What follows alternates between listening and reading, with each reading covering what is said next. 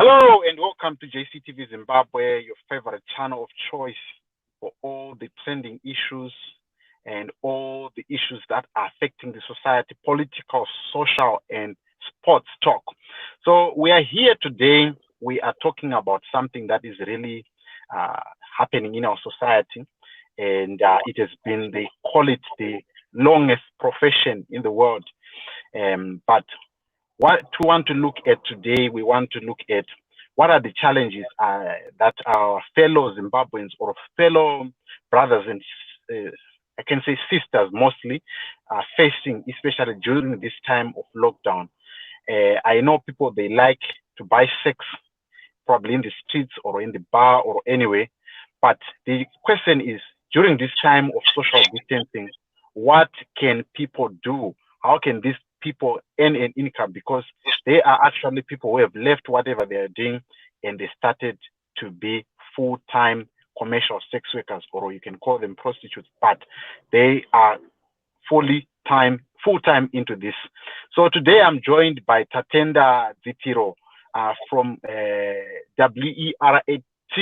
So I couldn't get the acronym right, but I just wanted to say welcome to the program. Thank you. Yes. So thank you for having me. Okay, thank you. Tatenda, we wanted to find out what is the legislation in Zimbabwe in terms of commercial sex workers. What are the rules and regulations that these people are supposed to be subjected to? According to the Criminal Code, which is the Criminal Law and Codification Act of Zimbabwe, sex work-related activities, including solicitation, living off the earnings of sex work, or maintaining a brothel, are criminalized. So, sex work, the criminalization of sex work, it's definitely criminalized. So, it's in the Criminal Code. Okay. So you are not supposed. So you are not supposed to be doing it at all.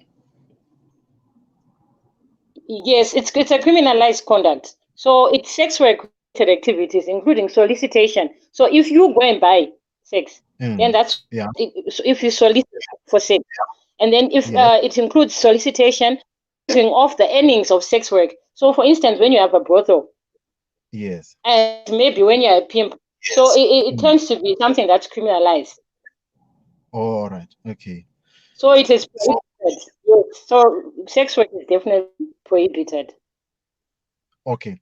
So let's look at this. Let's say I am the one who is buying, and there's someone whom I'm buying to. Are we both committing crime, or it only affects the woman? It should affect both parties. The person who's actually buying and the person who's actually selling. But in actual sense, what happens in practice is that people normally punish the person who's actually selling. So that's when you see dragnet arrests, or people maybe being arrested in avenues because you happen to be looking for clients at odd hours of the night. But it's supposed to punish both the person who buys and the person who sells. Oh, okay. But Tatenda, if we look at our situation in Zimbabwe, it's not like avenues, you know the location where people are, and people are selling these things. They are selling sex in the street. Is there something that is being done in order to make sure that the lives of these women that spend a lot of time in the night, risking their time, probably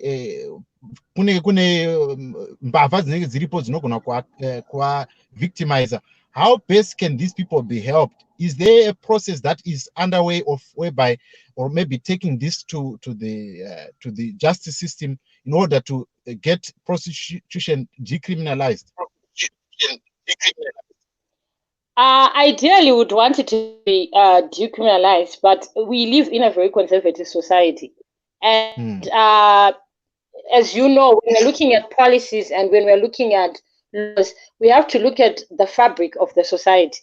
Obviously, modern states, in countries that are outside, the context of it being decriminalized is there.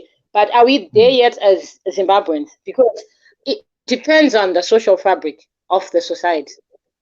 So if you're a conservative society, your laws are bound to reflect what the society thinks, because there is a lot of stigma that's attached to prostitution. If I tell people I am doing X, people might not be very welcoming in terms of family, the community. It's just a nightmare. So ideally, would want to be decriminalized, but we have to look at our social fabric. Are we there yet? Okay. Right. So moving forward, takatarisa nyaya kuti, like, I remember a few weeks ago I saw the MP of Norton, Honorable Themba Mliswa, actually gathering some of these sex workers and giving them food, saying that you guys, you are vulnerable.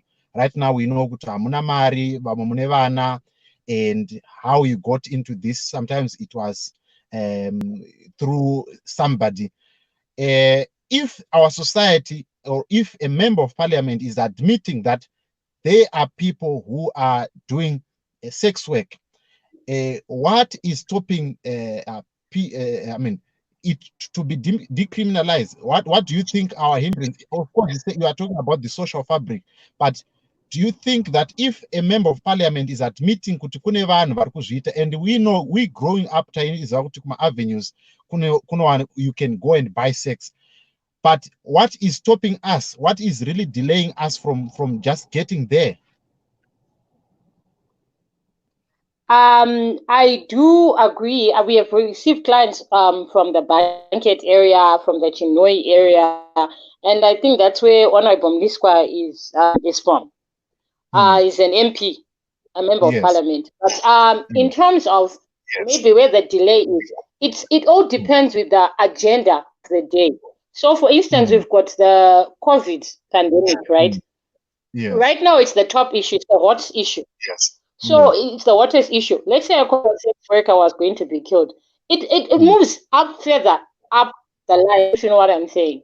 So it's more to do with fabric. It's all to do with the agenda. If you are sitting in there and we are not furthering those rights, we further those rights of commercial sex workers, because we feel that there are different forms of violence sex workers face. We know the physical aspect, the physical violence.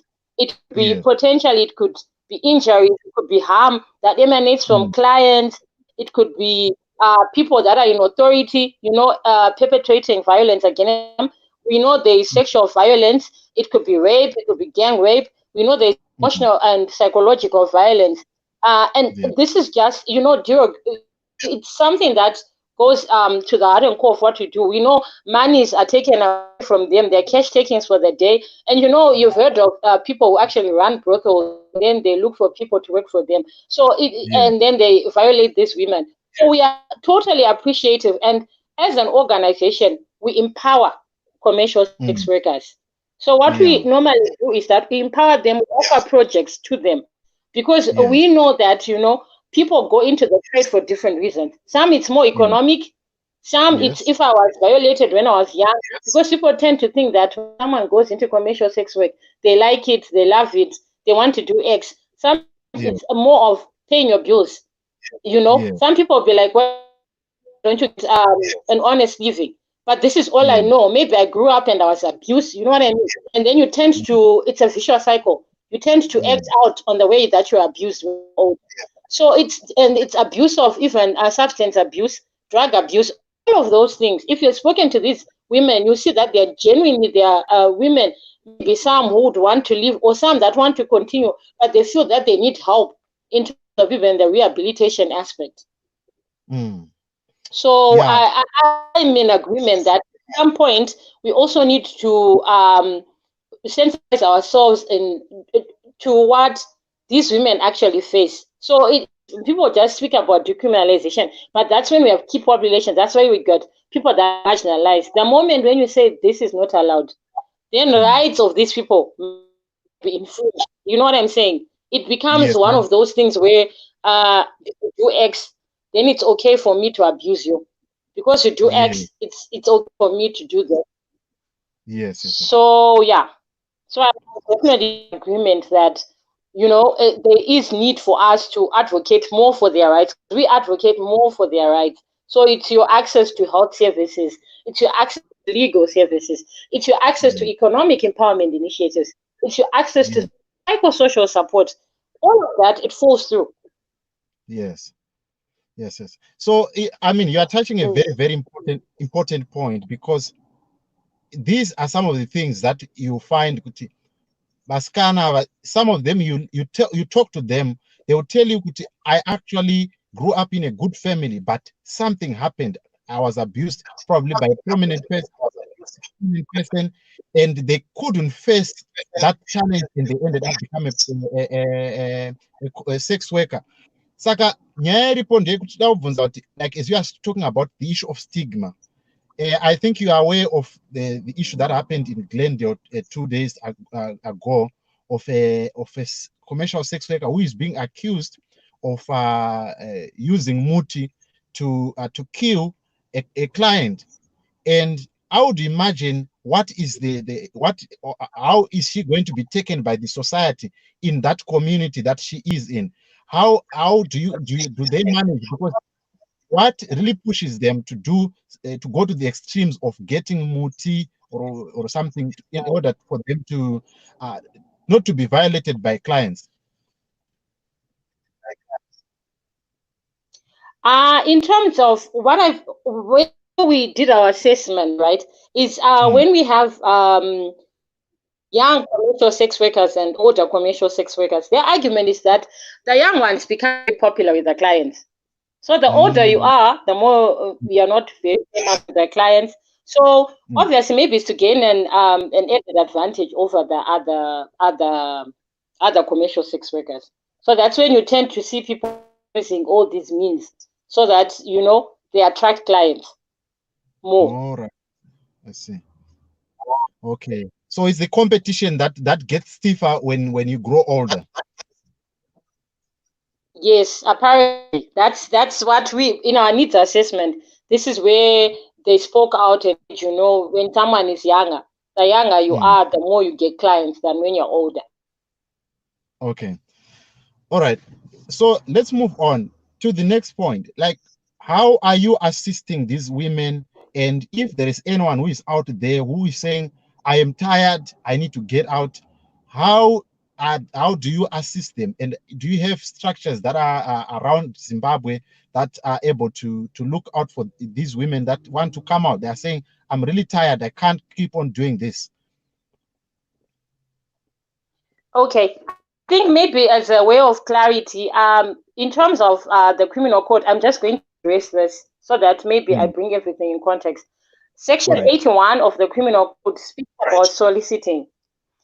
Soliciting means if I go like sex in avenues, as you were saying, or any other place, I'm not going to use avenues because there are more places where sex is sold. Everywhere sex is sold. So and then in terms of Section 82 speaks about giving off or facilitating prostitution. So for instance, if I have a brothel and then I happen to have people that work for me, and I'm getting all this money on their behalf, that's what giving off or facilitating prostitution means, or even finding people online in terms of finding clients for them. That's living off or facilitating prostitution. And then the Section 83 speaks about procurement, procuring. So if you go in avenues or any other place and now buy services from someone in exchange for some consideration or remuneration, then you are found to be in violation of that section, which is Section 83. So one who buys, one who sells, and one who's living the facilitation of prostitution. And the last one maybe is if you do coerce someone into sexual conduct. So it's the coercion aspect. And then we also look at, I think the list is actually endless. We also look at young children. So if you do also in turn try to recruit them in the trade, it's very much not permitted, and it's prohibited and penalized under the criminal code. So what we've been doing as an organization, we normally its word is women empowerment and Rehabilitation Trust. So we have an existing project for commercial sex workers. What we normally do is we offer psychosocial support. So your psychosocial support is your counseling. So it could be group, individual counseling. And then in terms of the legal aspect, we do legal advice in terms of maintenance, protection orders. The list is endless to commercial sex workers. If they do require any, in terms of if they're arrested and then they would want bail money paid, or we do assist in terms of the just even court accompaniment, the court process, monitoring it. So we do assist in that.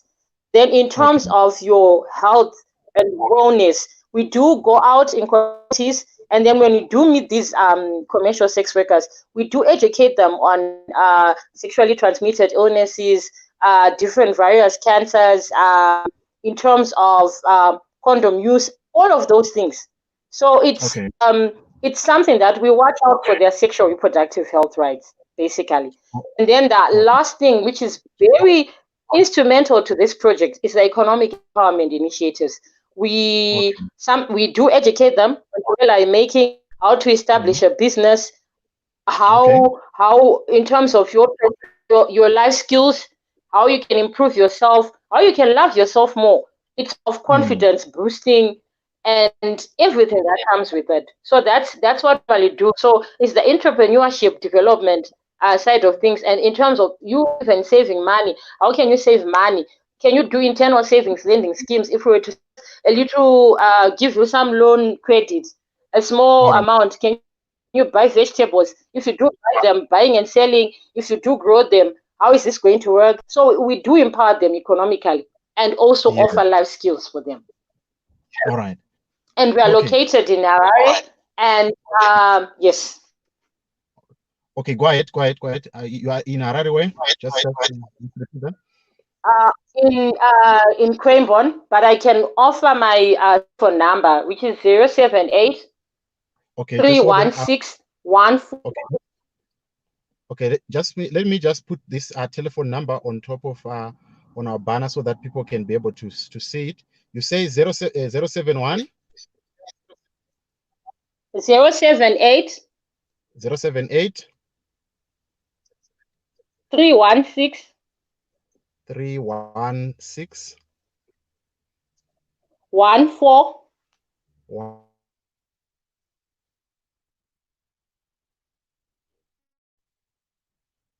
Hello.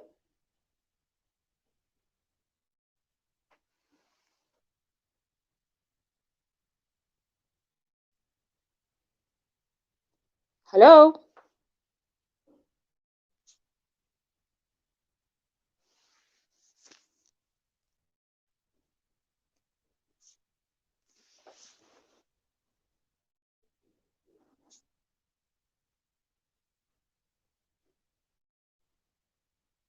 Hello. Hello. Yes. Hello. Okay, I'm back now. Okay. Hello. Can you hear? Yeah, can you hear me?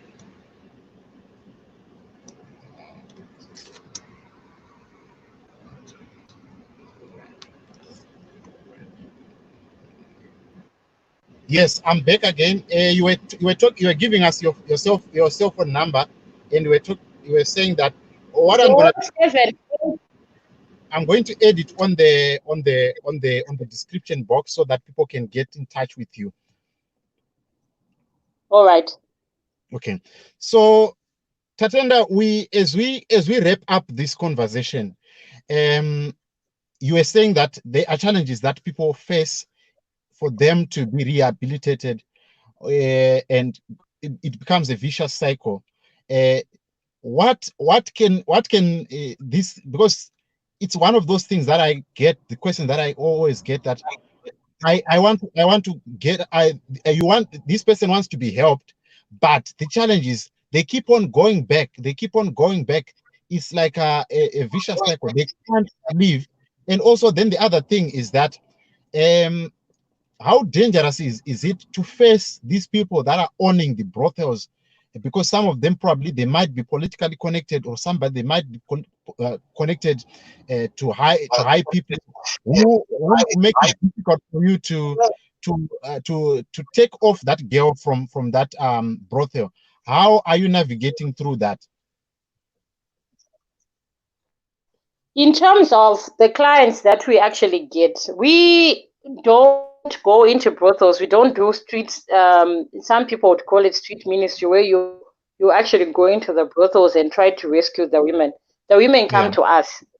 Oh, right. So we are more of a referral center. So they only come to us. We have our different community links where they tell us that such and such we've got 40 people that want to be part of your project. So they bring the clients to us. We don't do rescue and rehabilitation at the brothels.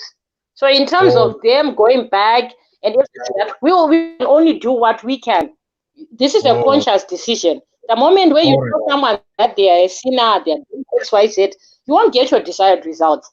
So that's why we do the life skills coaching, where we boost their confidence, we empower them economically. We are doing our part in that way, because someone will now, the ones that we've worked with about 300, and the 100 that we've worked with, they've been doing quite well.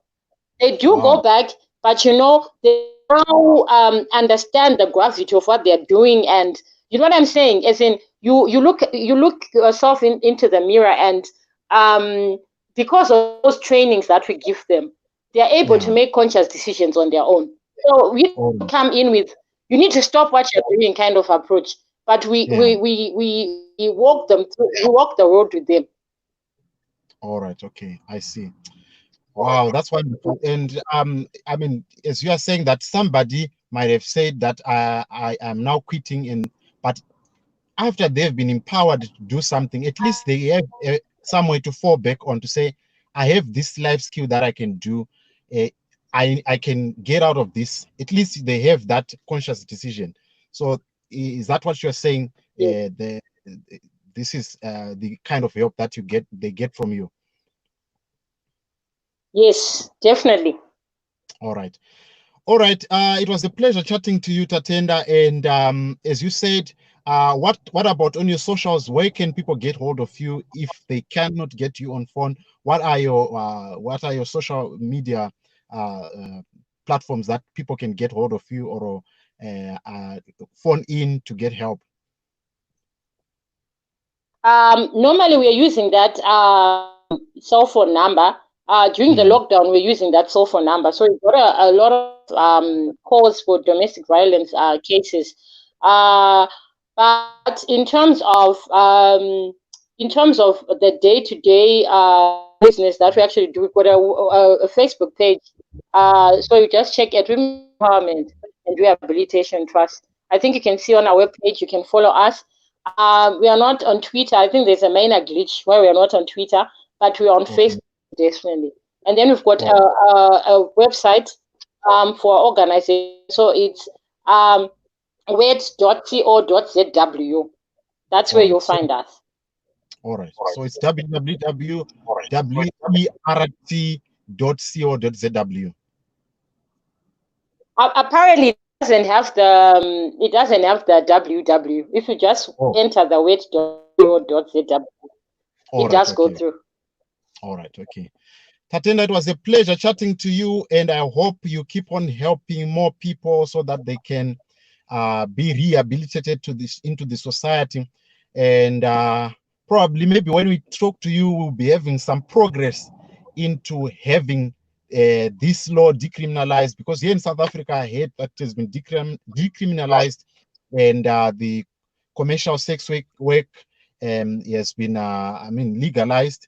So yeah, I hope that we will have that progress in Zimbabwe. Maybe our society would have accepted it in some sort.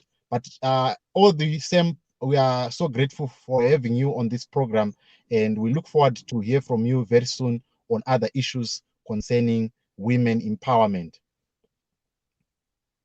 All right. Thank you so much. Thank you for having me, and thank you to the viewers. All right. It's a pleasure.